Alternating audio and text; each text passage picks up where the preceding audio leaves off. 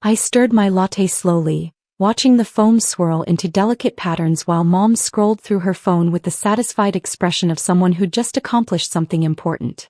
Across the table, my sister Vanessa was doing her usual Sunday brunch performance. Perfectly styled hair, designer sunglasses pushed up on her head, recounting her latest real estate triumph. So the Riverside property closed at $2.8 million, Vanessa said, cutting her avocado toast into precise pieces. The buyers were desperate. Multiple offers, but I convinced them mine was the only serious one. Commission alone was enough to cover my trip to the Maldives next month. That's wonderful, honey, Mom said, barely looking up from her phone. You've always had such a head for business. It's about knowing value, Vanessa continued. Understanding what properties are really worth versus what people think they're worth. That's the difference between a good agent and a great one. I took another sip of my latte, letting the conversation wash over me. Mom suddenly looked up, a bright smile crossing her face. Oh, speaking of properties, Emma, I have good news. I listed your apartment this morning. I set down my cup carefully. You did what? Listed your apartment, Mom repeated as if this were the most natural thing in the world. I've been talking to Vanessa about it for weeks. That building you're in? It's going downhill. The management is terrible, the other tenants are questionable, and honestly the whole neighborhood is deteriorating. It's time you moved somewhere better. Vanessa nodded enthusiastically. I told Mom I'd find you something nice. There's a cute one-bedroom in Riverside, much better area, more professional residents. It's only $1,800 a month, which I know is a stretch on your salary, but... Wait, I interrupted. Mom, you listed my apartment? How? Mom waved her hand dismissively. I still have your spare key from when you had the flu last year. I took some photos yesterday while you were at work. The place needs updating. That kitchen is from the 90s. But I got some decent shots. Already have 3 inquiries. You went into my apartment without asking? Don't be dramatic, Emma. I'm your mother. Besides, I'm doing you a favor. That building is a dump. You deserve better. Mom turned her phone to show me a rental listing. There was my living room, my furniture, my view of the city skyline. I stared at the listing, then back at Mom.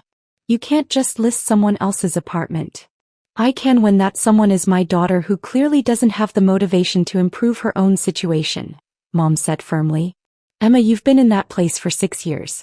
6 years in a mediocre building in a declining neighborhood, paying rent to some absentee landlord who probably doesn't even live in the state. Vanessa jumped in. Mom's right. You're throwing money away on rent when you could be building equity.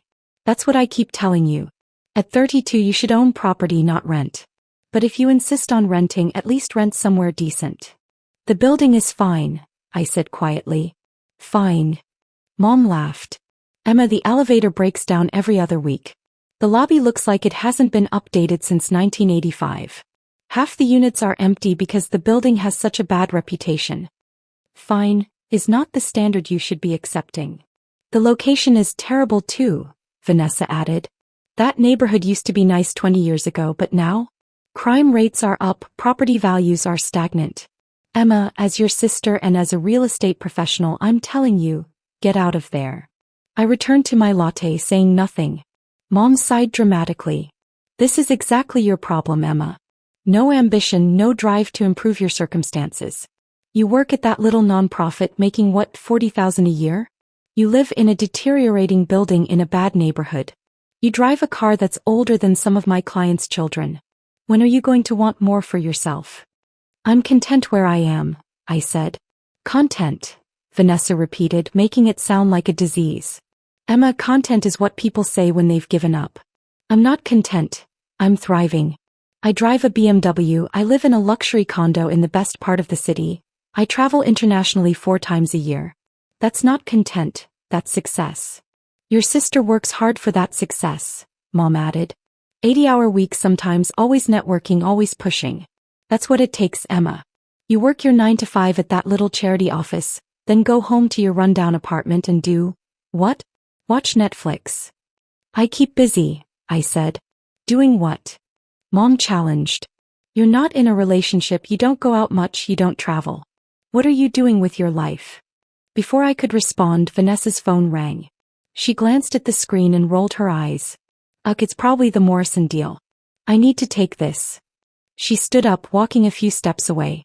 Hello, yes, I've been waiting for your call about the counteroffer. Mom turned her full attention back to me. Emma, I'm serious about this. You need to move. I've already scheduled showings for your apartment next weekend.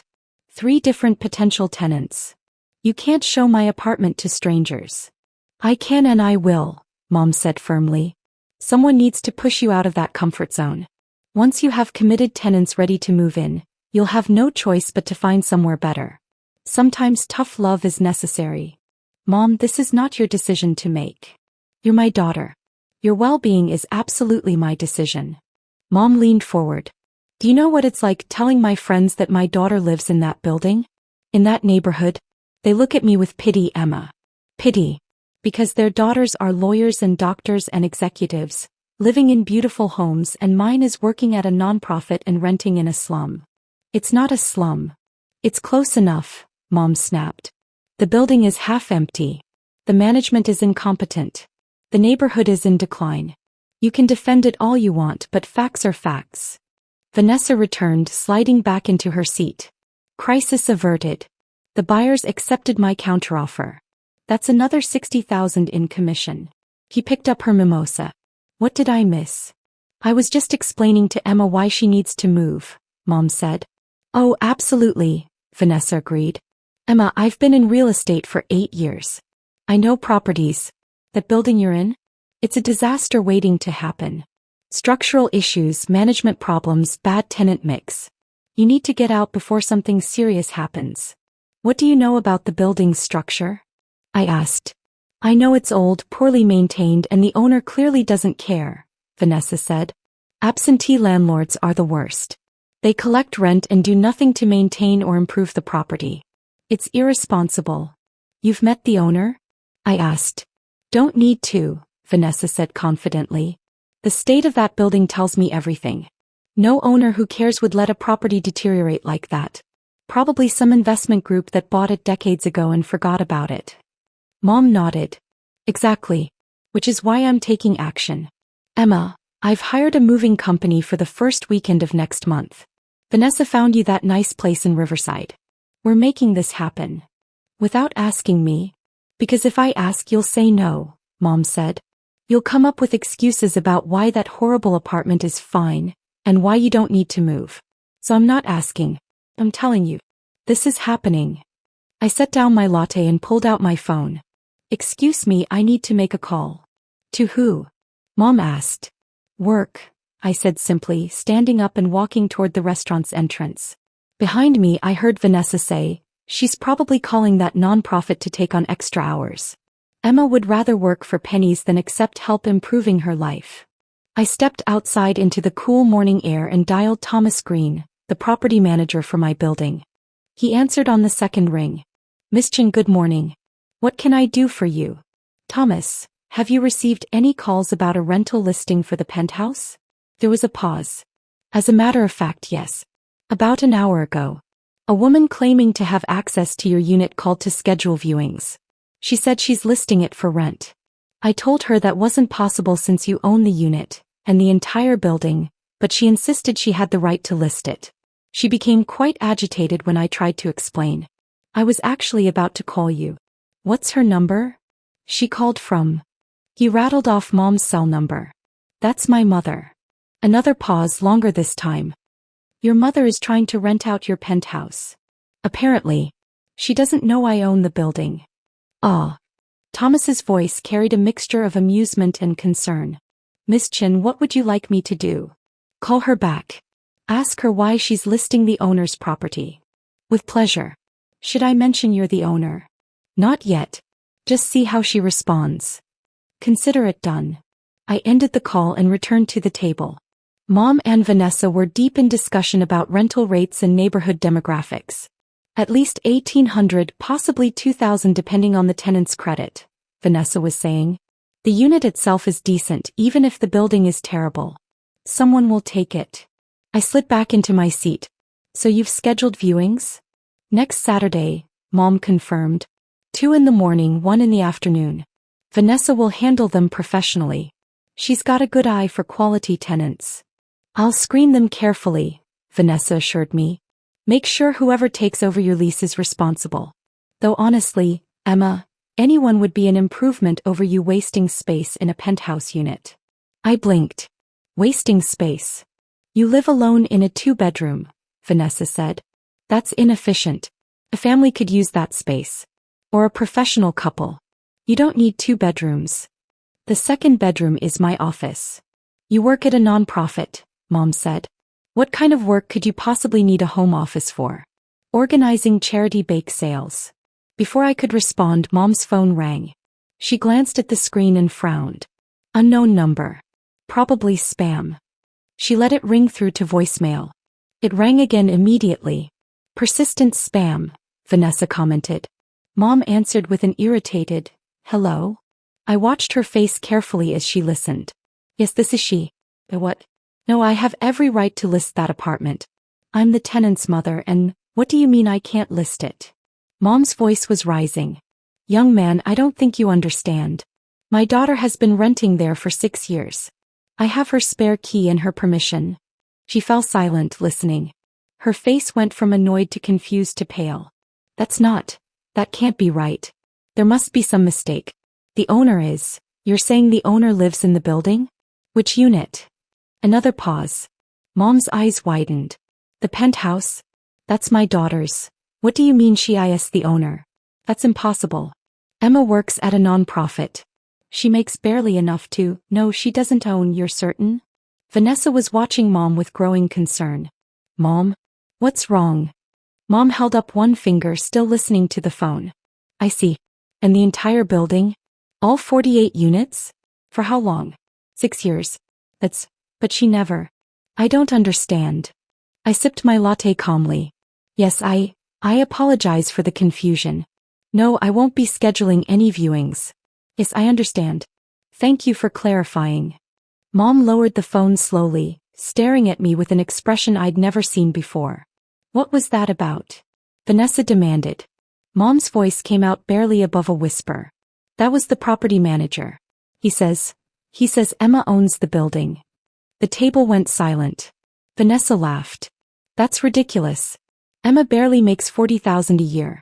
How could she possibly own a 48-unit building in the city? That's what I said, Mom agreed, but her eyes stayed fixed on me. Emma? What is he talking about? I set down my lot. I own the building. You own. Vanessa shook her head. Well, that's not possible. Do you have any idea what a building like that is worth? Even in that declining neighborhood, you're talking millions. 7.3 million, I said quietly. That's what I paid for it 6 years ago. Current valuation is approximately 11.2 million based on recent comparable sales in the area. Mom's hand was pressed to her chest. You paid $7 million for a building? 7.3, I corrected. I got a good deal. The previous owner was retiring and wanted a quick, clean sale. I paid cash. Vanessa was shaking her head repeatedly. You paid cash. $7.3 million. Gosh. Emma, where would you even get that kind of money? I worked for it. At a non-profit? Mom's voice was shrill now. Emma, non-profits don't pay $7 million salaries. No, I agreed. But I don't work at a non-profit. The silence that followed was absolute. Both Mom and Vanessa stared at me like I'd started speaking a foreign language. Finally, Vanessa found her voice. What do you mean you don't work at a non-profit? You said you work at that charity office downtown. No, I corrected gently. You said I work at a little non-profit making $40,000 a year. I never confirmed that. I said I work in the non-profit sector. There's a difference. Semantics, Mom snapped. If you don't work at a non-profit, where do you work? I run one, I said simply. I'm the founder and CEO of the Chin Foundation. We manage endowments and grant distributions for educational initiatives across the state. We oversee approximately $200 million in assets. Vanessa's mouth had fallen open. You run $200 million. The foundation itself is valued at $200 million, I clarified. My personal net worth is separate. Though obviously there's some overlap in terms of investment strategies and... Your personal net worth, Mom interrupted. Emma, what is your personal net worth? I paused, calculating mentally. As of last quarter's valuations, including real estate holdings, investment portfolios, and liquid assets, approximately 18 million. Though it fluctuates with the market. The color had completely drained from Mom's face. $18 million. Approximately, I repeated. Vanessa was scrolling frantically through her phone. Chin Foundation. Oh my God. Emma, there are articles about you. Forbes, Business Journal, Philanthropy Today. They're calling you one of the most influential nonprofit leaders in the state. There's a photo of you at some gala with the governor. That was a fundraiser for education reform, I said. The governor was the keynote speaker. You're wearing a ball gown and talking to the governor, Vanessa said, her voice hollow. And you never mentioned this? You never asked what I actually did, I pointed out. Every time I tried to talk about my work, you changed the subject or made assumptions. Mom was still processing. The building. Your apartment. You own the entire building. Yes. 48 units total. 36 are currently occupied. I've been slowly renovating the empty units. That's why the building seems half empty. I'm doing major upgrades before re-renting them at market rate. The elevator that's always breaking, Vanessa said slowly. That's being completely replaced, I finished. We're installing a modern system next month. The current one is 40 years old and beyond repair.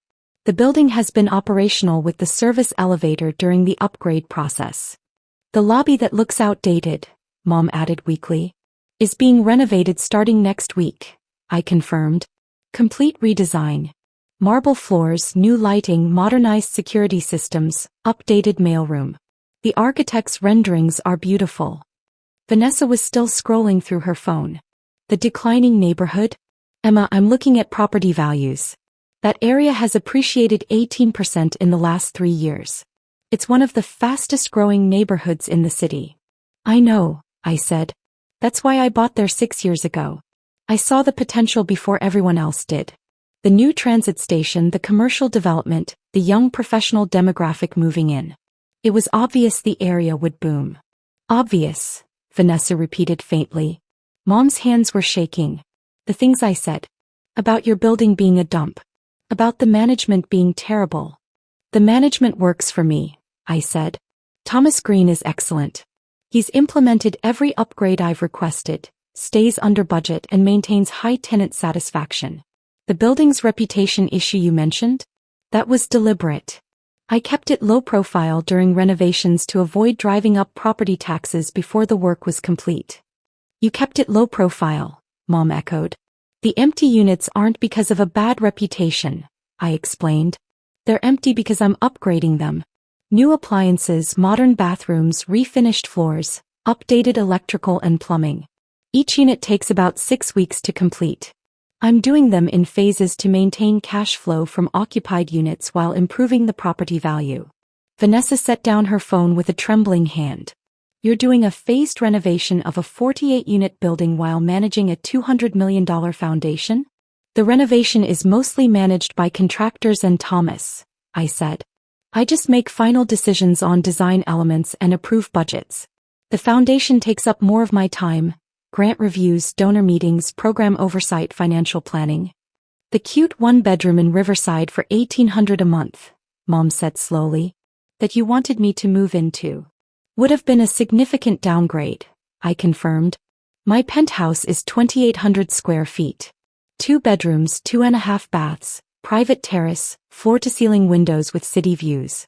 Market rent would be about $5,000 a month. Though I don't pay rent obviously since I own it. $5,000 a month, Vanessa whispered. That's actually conservative, I said. Comparable penthouses in the area are going for $5,500 to $6,000. But I prefer to keep my building's rates slightly below market to maintain good long-term tenants. Higher retention, less turnover, more stable income. Mom was still shaking her head. But you drive that old car. You dress so plainly. You never go anywhere or do anything.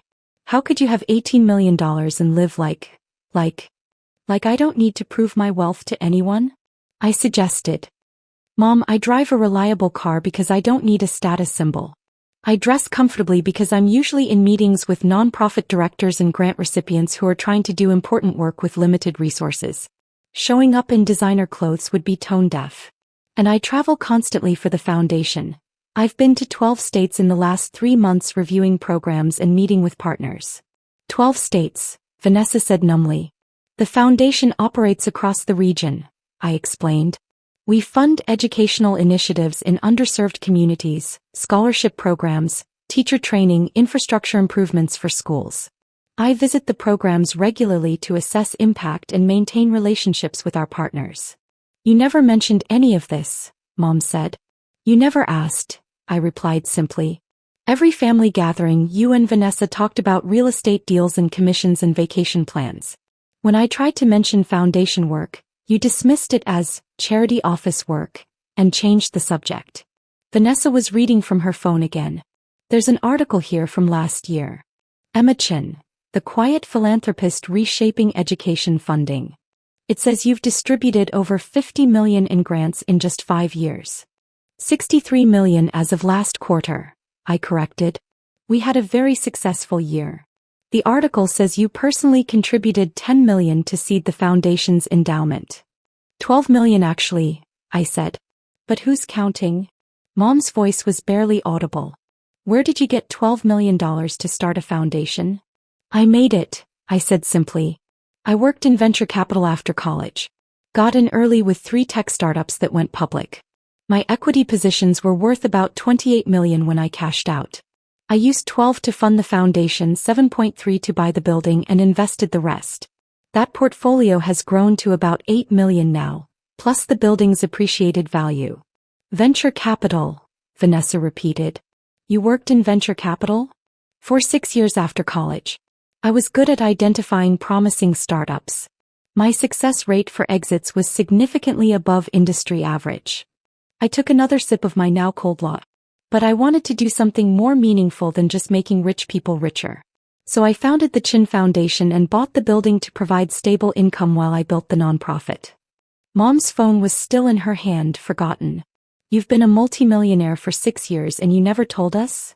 You never asked about my life, I said. You made assumptions based on how I dress and what I drive and where I live. You decided I was a failure without ever bothering to learn what I actually do. We didn't think you were a failure, Mom protested weakly. Yes, you did, I said calmly. Every family gathering you've compared me to Vanessa. Her sales numbers, her luxury condo, her BMW, her international trips. You've pitted me for my little nonprofit job and my rundown apartment. You've lectured me about ambition and success and wanting more for myself. Vanessa had tears in her eyes. Emma, I didn't mean. Yes, you did, I interrupted gently. Vanessa, you're successful. You make good money, you live well, you enjoy your work. That's wonderful. But you've spent years assuming that because I don't display wealth the way you do, I must not have any. That says more about your values than mine. The building, Mom said again as if she couldn't process anything else. You really own that entire building? Yes. Would you like to see the deed? The property management contracts? The renovation budgets? I listed your apartment for rent, Mom whispered. I scheduled showings. I hired a moving company. I know, I said. Thomas called me while you were explaining why I needed to move to Riverside. Why didn't you stop me? I was curious how far you'd go, I admitted. Breaking into my home, photographing my belongings, listing my property without permission. I wanted to see what you'd do when you thought you were helping someone you perceived as unsuccessful. Vanessa was still scrolling through articles. There's a photo here of you accepting an award from the State Education Board. For outstanding philanthropic leadership. That was last month. Yes. The Foundation's scholarship program helped 200 students attend college last year. The board recognized that work. 200 students, Vanessa murmured. Full scholarships, I clarified.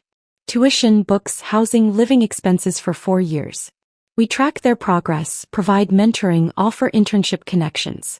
87% graduate within 5 years, compared to the national average of 60% for first-generation college students. Mom was crying now, quiet tears running down her face. I called your building a dump. I said the owner didn't care. The owner cares very much, I said. She's investing over $2 million in renovations to provide quality housing at reasonable rates while improving property values for the entire neighborhood. She's creating a model for responsible urban development. Mom repeated. You're talking about yourself in third person. Sometimes it's easier, I said. Helps maintain perspective. The building isn't about me. It's about providing good homes for 48 families while generating stable income to support the foundation's work. Vanessa looked up from her phone. You're on the board of 3 other major foundations. You're an advisor to the State Commissioner of Education. You've been invited to speak at Harvard Business School about impact investing. I declined the Harvard invitation, I said. Too busy with actual work. Too busy, Vanessa said. Emma, you're running a multi-million-dollar foundation managing a 48-unit building renovation serving on multiple boards, advising state officials, and you never once mentioned any of it. You never asked what I actually did with my time, I pointed out. You assumed working at a nonprofit meant filing papers and organizing bake sales. Mom wiped her eyes. What do we do now? How do we fix this? Fix what? I asked. You didn't break anything. You made assumptions based on incomplete information, which is human nature. Now you have more complete information. But we were awful to you, Mom said. Years of condescension and pity and lectures about ambition. You were honest about what you valued, I said. Wealth displays, status symbols, conventional success markers. Those things matter to you. They don't matter to me. That's not a problem to fix. It's just a difference to acknowledge. Vanessa set down her phone. I sold a $2.8 million house this month and thought I was hot stuff. You own an $11 million building and never mentioned it. Because the building isn't the achievement, I said. The achievement is the $63 million in educational grants, the 200 college scholarships, the 15 schools that have new computer labs because of our funding, the teacher training programs that have reached over 1,000 educators. The building just funds that work. Just funds, Mom repeated. Emma, you're talking about millions of dollars like it's nothing. It's not nothing, I corrected. It's a tool. Money is a tool for accomplishing things that matter. You and Vanessa use your money for nice cars and vacation homes and international travel. That's fine. Those things make you happy. I use my money to help kids go to college who otherwise couldn't. That makes me happy. Different tools, different goals. The waiter approached hesitantly. Can I get anyone anything else? The check, please, I said. When he returned with it, I pulled out my card before Mom could react. Emma, you don't have to, Mom started. I know, I said. But brunch is on me today. Consider it a thank you for the entertainment. Entertainment? Vanessa said weakly. Watching you both process this information has been enlightening, I admitted. Your faces when Thomas called, when you started finding articles, when the numbers started making sense. Very entertaining. Mom was shaking her head. How can you joke about this? Because it's not a tragedy, Mom. It's just information you didn't have before. You thought I was unsuccessful and felt sorry for me. Now you know I'm successful and feel, what? Ashamed? Confused? Impressed? All of those, Mom admitted. Don't be ashamed, I said. You loved me when you thought I was poor. That's actually more valuable than loving me now that you know I'm not.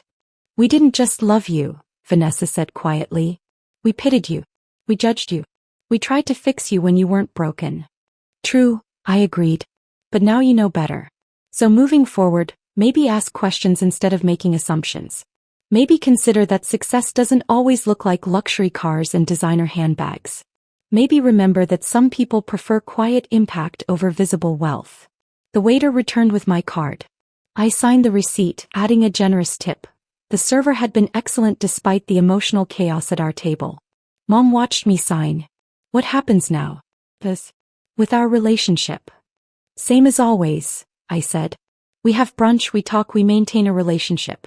The only difference is you have more context for my life choices. But I listed your apartment, Mom said. I broke into your home and tried to rent it out from under you. You used your spare key to photograph a property you thought I was renting, planning to help me move somewhere you thought was better, I corrected. Your methods were questionable, but your intentions were good. You wanted to help someone you thought was struggling. You weren't struggling. No, I agreed. But you thought I was and you tried to help. That's actually sweet in a deeply misguided, boundary-violating way. Vanessa let out a sound between a laugh and a sob. You're being way too nice about this. What's the alternative? I asked. Hold a grudge. Cut you off? Make you feel terrible? What would that accomplish? You made mistakes based on incomplete information. Now you have complete information. Learn from it and move forward. Mom reached across the table and took my hand. I'm proud of you, Emma.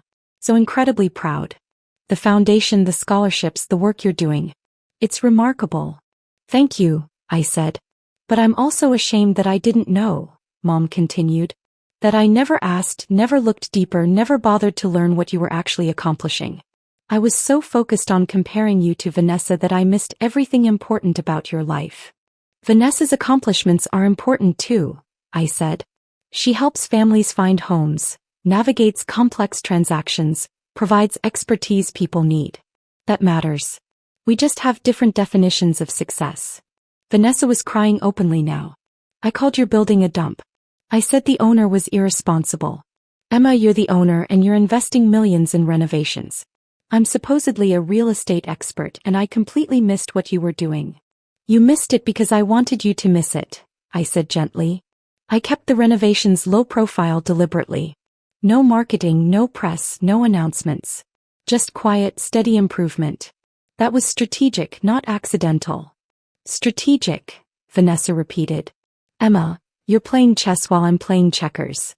Different games require different strategies, I said. You're excellent at your game.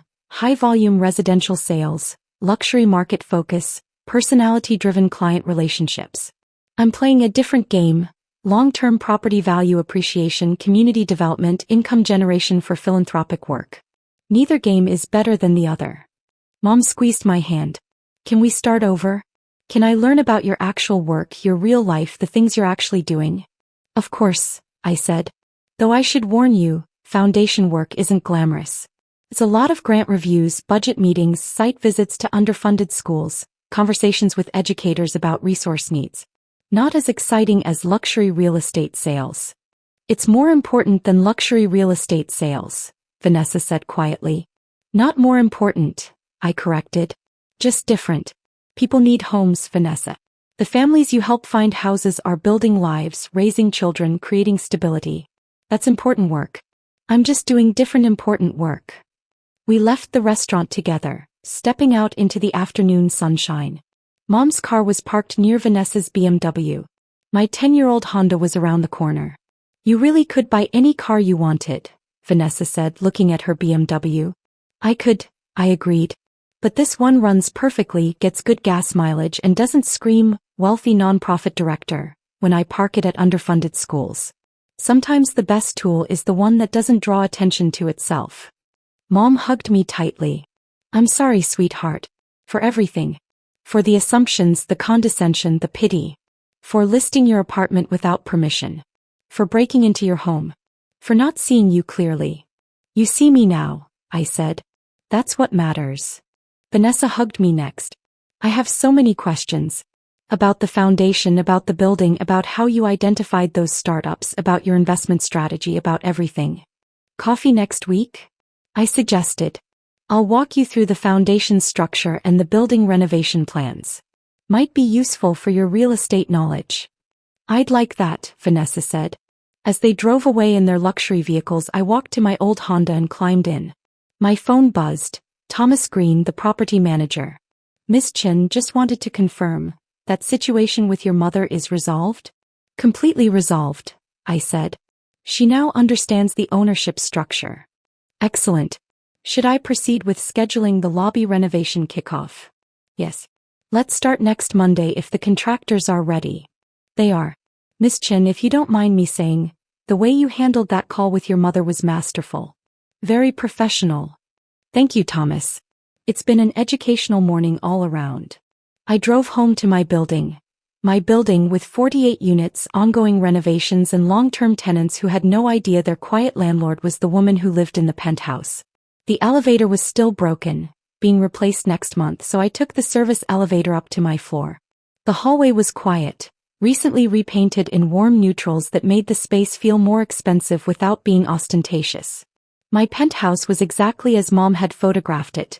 Comfortable furniture, well-used kitchen, city views through floor-to-ceiling windows, and a second bedroom converted into an office where I managed foundation work and building operations. I made fresh coffee and opened my laptop. 47 emails since this morning, grant applications to review, renovation bids to approve, meeting requests from education officials, budget reports from the foundation's finance team. This was my real life.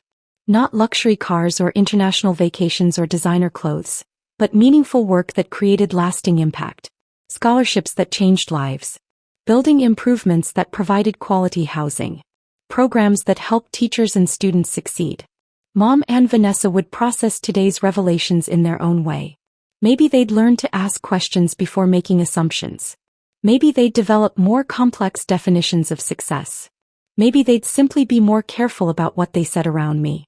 Or maybe nothing would change except that they'd stop pitying me for my little office job and my rundown apartment. Either way, I had work to do. 200 million in foundation assets didn't manage themselves, and 48 apartments weren't going to renovate themselves. Success wasn't about proving anything to anyone. It was about doing work that mattered, creating impact that lasted, and measuring achievement by lives changed rather than possessions acquired.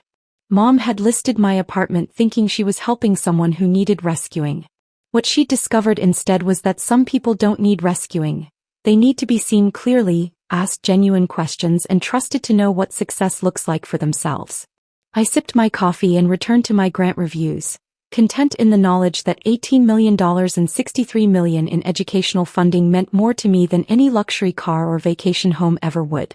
And if Mom tried to list my apartment again, at least now she'd know she was listing property owned by a woman who'd built something meaningful with quiet determination and strategic vision. Sometimes the most powerful success stories are the ones told in whispers rather than shouts.